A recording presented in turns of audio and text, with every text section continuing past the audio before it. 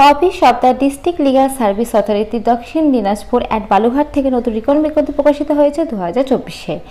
ADR centre district court complex Balurghat Dakshin Dinajpur থেকে নোটিশটি published হয়েছে। ফোন নাম্বার নিচে দেখো মেনশন করা আছে।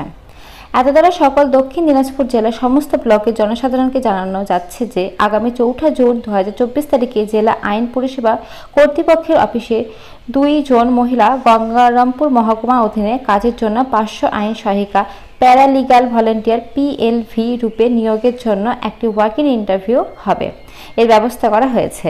এই দিন নিম্নলিখিত শর্ত পূরণকারী প্রার্থীগণকে প্রয়োজনীয় নথিপত্র সহ জেলা আইনি পরিষেবা কর্তৃপক্ষের অফিসে উপস্থিত হবার জন্য অনুরোধ করা হচ্ছে।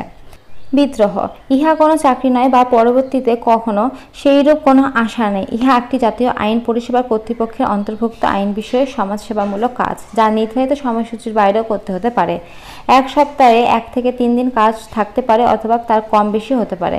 তাই যারা সেবামূলক কাজের জন্য স্বেচ্ছায় শ্রমদানে আগ্রহী শুধুমাত্র তারাই যোগাযোগ করুন।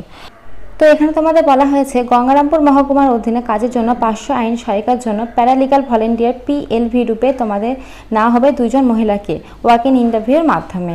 কিন্তু এটা কিন্তু কোনো চাকরি না। তোমরা কিন্তু যেদিন কাজ হবে সেদিন কিন্তু তোমার টাকা পাবে, যেদিন কাজ হবে না সেদিন কিন্তু তোমার টাকা পাবে না। বড় জোর 1 থেকে 3 দিন মতো কাজ হতে পারে, তার বেশি হতে পারে, কমও হতে পারে। এখানে কিন্তু বলে দিয়েছে এই যে দেখো স্বেচ্ছায় শ্রমদানে আগ্রহী যারা তারা কিন্তু শুধুমাত্র তারাই শুধুমাত্র আবেদন করুন, এটা কিন্তু বলে দিয়েছে। তো তোমরা এটা ভালো করে পড়ে বুঝে তারপরে কিন্তু আবেদন করবে। তোমরা যদি করতে যাও তাহলে কিন্তু অবশ্যই করতে পারো। তো চলো নিচের দিকে বাকি ডিটেলস বলি। শুধুমাত্র মহিলা প্রার্থীরা আবেদন করতে পারবে, যেটা আমি একটু আগেই বলে দিলাম তোমাদেরকে। আচ্ছা, প্রার্থীর বয়স হতে হবে মিনিমাম তোমাদের 18 থেকে শুরু হবে, তারপরে তোমরা করতে পারবে আবেদনটা, 18 বয়স হলে তোমরা আবেদনটা করতে পারবে।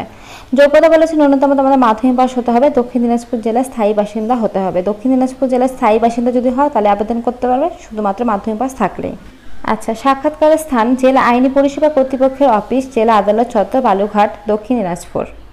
আচ্ছা, এখানে দেখো তোমাদের ইন্টারভিউ ডেটটা মেনশন করা আছে 4 জুন 2024 তারিখে সোমবারে তোমাদের ইন্টারভিউটা হবে সকাল 11টা থেকে।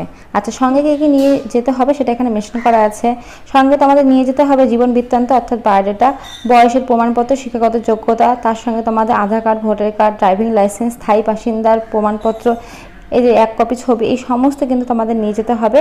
1 সেট অরিজিনাল, 1 সেট জেরক্স কিন্তু নিয়ে যেতে হবে। জেরক্সটা ওখানে কিন্তু তোমাদের ওখানে জমা নেবে আর অরিজিনালটা কিন্তু ওখানে তোমাদের শো করাতে হবে।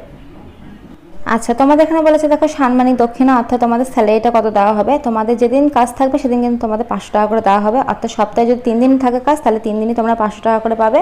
তো সেই হিসেবে মাসে একটা গড় অ্যামাউন্ট তোমাদের দেওয়া হবে। এইভাবে কিন্তু তোমাদের স্যালারিটা দেওয়া হবে। আচ্ছা, নিচের দিকে বলেছে দেখো উপস্থিত সকল প্রার্থীগণ জেলা আইনি পরিষেবা কর্তৃপক্ষের সমস্ত নিয়মাবলী মানতে বাধ্য থাকবে।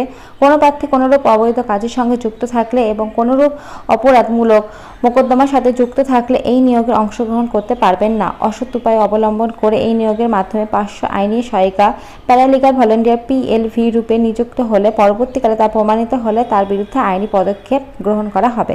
অর্থাৎ তোমাদের নামে যদি কোনো রকম পুলিশ কেস থাকে বা কোনো রকম অসৎ উপায়ে যদি তোমরা কোনো কিছু করে থাকো তাহলে কিন্তু সেই ক্ষেত্রে তারা কিন্তু এই ফর্ম এখানে কিন্তু আবেদন করতে পারবে না। এখানে কিন্তু মেনশন করে দিয়ে দিয়েছে। তো তোমরা যারা যারা কিন্তু এই জবটি করতে চাও তারা কিন্তু অবশ্যই ওই ডেটের মধ্যে চলে যাবে তোমাদের অল ডকুমেন্টস নিয়ে, তোমাদের যেখানে বললাম সেই ঠিকানায় তোমাদের ইন্টারভিউর মাধ্যমে কিন্তু জবটা কনফার্ম করা হবে, আর শুধুমাত্র কিন্তু মহিলারাই। তো আজকের মতো এইটুকুই। ভিডিওটা ভালো লাগলে অবশ্যই লাইক করে এখন নতুন নতুন আপডেট পাওয়ার জন্য চ্যানেলটা সাবস্ক্রাইব করে রেখো। Thank you.